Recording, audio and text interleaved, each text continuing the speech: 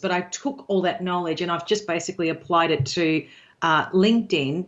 And obviously, being a person, being in the area of personal branding, I know exactly the message, my underlining message. So it's a combination of commenting and connecting with the right people. That's the combination. I spend no money on advertising, but I do have a channel strategy. So, even though I do a lot of stuff on LinkedIn, I also do a lot of stuff outside of LinkedIn, which I think is really important. A lot of people forget that that's important. It is really important, and you should Yeah. have a complementary strategy to all that as well. So what are you sort of doing? I know we're going a little bit off our topics and That's stuff okay. that we're That's going to okay. talk about. I think this is really, Okay. really valuable for a lot of Yeah. people.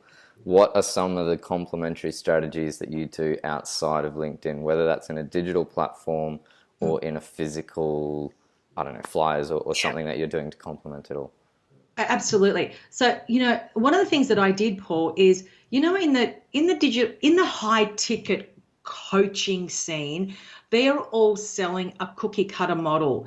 And and it's actually really it's a dying model, by the way. That Yeah. model is not sustainable, and all those guys are getting undone because they actually stand for nothing. They literally stand for air, and a lot of them don't have professional corporate training, and I think that's a big deal. I think anyway, and so.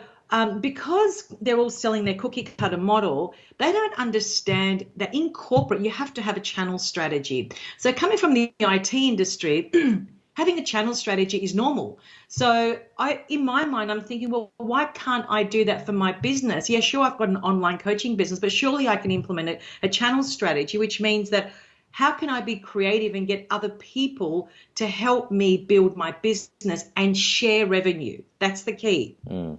And so I do a lot of collaborations. I find businesses that will be complementary to my business.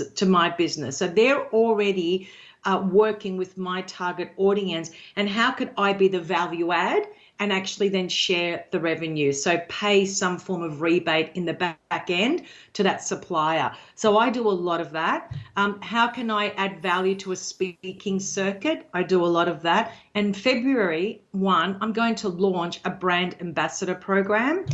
And what that means is that, again, I'm going to be very strict with who I allow into that tribal network, because it's a big deal for me. Like, to the point where I'm actually creating this amazing gift box that they get. It's totally experiential, and in it is my this planner that I've developed for my clients. It's called the Success Action Planner. And what I do is I put that in there with beautiful pencils, a journal, an awesome selfie stick, to get, because it's kind of like, personal branding is all about being your face. So No, there's no it's well confusion. played, well played. Right, but the thing is, I want it to be experiential. So you open this amazing box, and it's like, what the? And it's really about how I want you to feel my brand. That's how I want you to feel me. So when you get this box, you know that Mary Henderson is going to take you to a whole new level.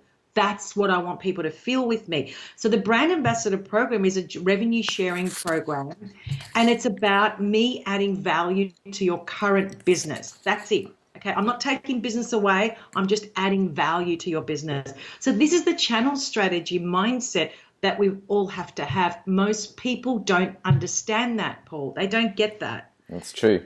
I think one of the things that you're really touching on here, there's two things that stand out for me. Number one is you're not driven to make cash, you're driven to make cash flow, which is a different Yes, strategy. The other thing that correct. you're doing is emotional engagement. So when people unbox this thing and they get all of these different things, they have an emotional reaction, which is hopefully a positive one for what you're trying to Yeah, achieve, which cements your relationship with them. So it's the emotional value that you're actually adding there as well. So there's a cash flow element that's and there's an emotional value. And you I do think I really think well. emotional value is missing from everything. Everyone bangs on about value.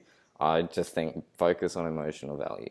You're spot The on. more you I can do that and give Yeah, people emotional experiences, and the emotion thing, I'm not talking about making people cry. I'm talking about making people feel confident, or making people feel better, or especially making them feel special, or laugh, or whatever the emotion is. It doesn't really matter, but you give them emotional value. Otherwise, yeah, you're dry as, yeah. Well, whatever you're a the cookie. analogy is you want to use. Yeah, you're a part of the noise then. You've got to cut through the noise. And this is one of the things that I think that there's a vast difference between my approach to personal branding and all the LinkedIn gurus who are claiming to be personal branding specialists, which is all about the effect, not the cause. And this is where I'm trying to raise awareness and really educate people through the process, because you've got to get the building blocks established before you've got to design your home with an architect before you can build it, right? Like that just to me is common sense. Um, and this is where I think a lot of people don't get the fact that personal branding is exactly the same thing.